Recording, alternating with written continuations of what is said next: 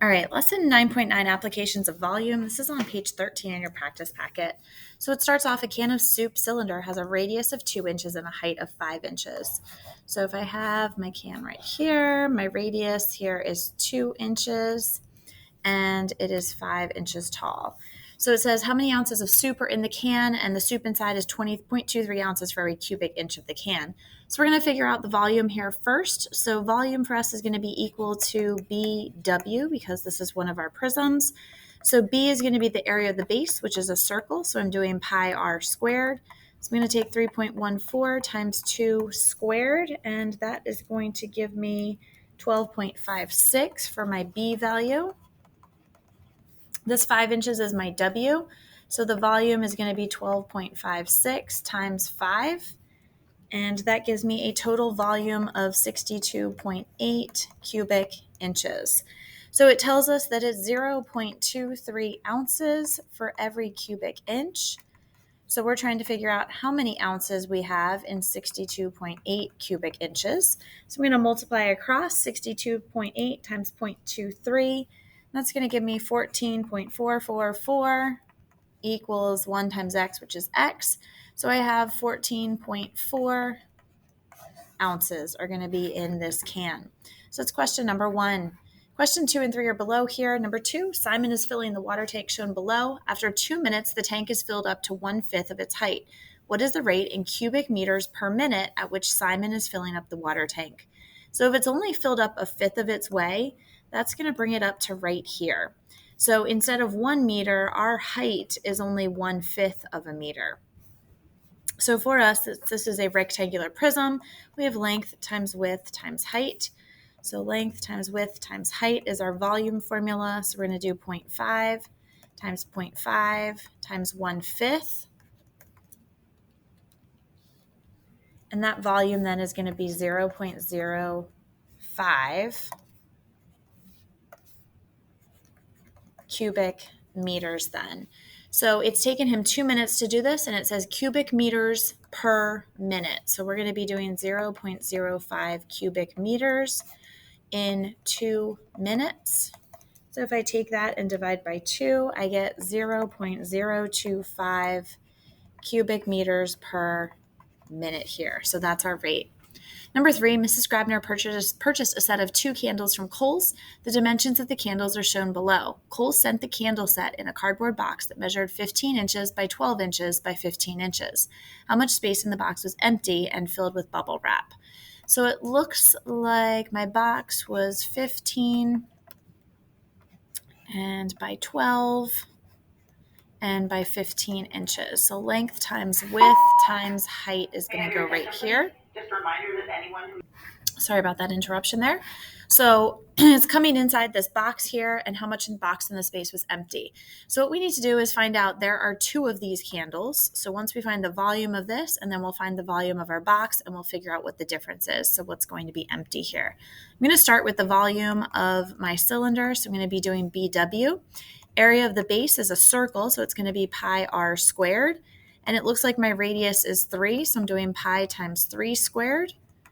So 3.14 times 3 squared gives me 28.26. And this W is going to be that 9 value that's right there. So my volume is 28.26 times 9. And that's going to give me 254.34 as the volume of the cylinder, the candle, but there are 2 of them. So I'm going to go ahead and times that by 2.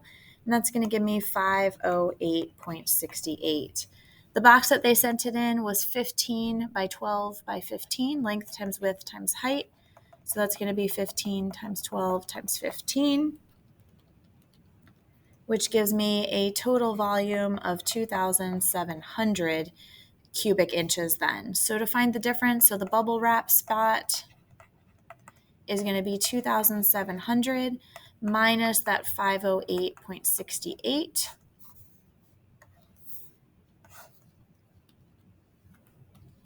So 2,700 minus 508.68 gives me a leftover volume of 1,373. Oh my goodness, I times. Woo, woo, woo, woo, woo. Oh, we are subtracting here. I'm like, wait, why is this number so large? Okay, number sense and reasoning. Is my answer reasonable? It was not. So 2,700 minus 508.68 gives me a leftover space of 2,191.32 cubic inches left for bubble wrap. So it just goes to show you sometimes they use boxes that are way too large when they're shipping things out. So that takes care of number 3. On page 14, looking at number 4, you are entering a pancake eating contest. Each plate has a stack of pancakes 9 centimeters high, and each pancake has a diameter of 5 centimeters. So we have diameter of 5. That tells me my radius is 2.5, and my sack of pancakes that's here is going to be 9 centimeters tall. So your stomach can hold about 1 liter, 1,000 cubic centimeters. About how many plates of pancakes can your stomach hold? So we need to figure out the volume of these pancakes here. So volume is B times W. B is the area of our circle, which is pi r squared. So 3.14 times 2.5 squared, which gives me 19.625. So my base is 19.625 times my W is 9. So my volume here is 176.625 cubic centimeters then. So 1,000 cubic centimeters is a liter here. So we have to figure out how many of these plates we can do. So we're going to take 1,000 cubic centimeters, and each plate is 176.625 cubic centimeters. So that's per plate. So by dividing these, my units are going to actually cancel, and it's going to leave me with how many plates I can do. And when I divide, I get 5.6.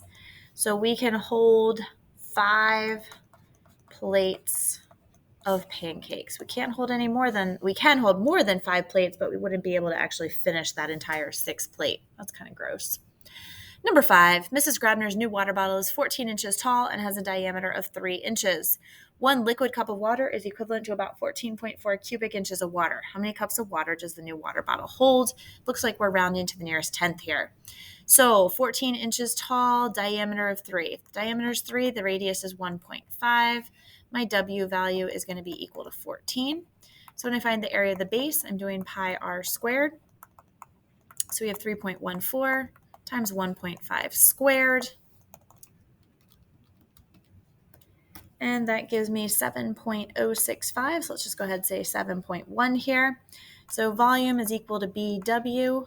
Volume is equal to 7.1 times 14, which gives me 99.4 cubic inches.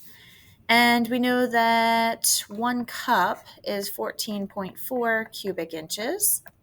So we want to know how many cups is equal to 99.4 cubic inches. So I'm going to do 99.4 equals 14.4x. Dividing through by 14.4 on both sides, I get 6.9 is equal to x. So it looks like this is going to be 6.9 cups of water then.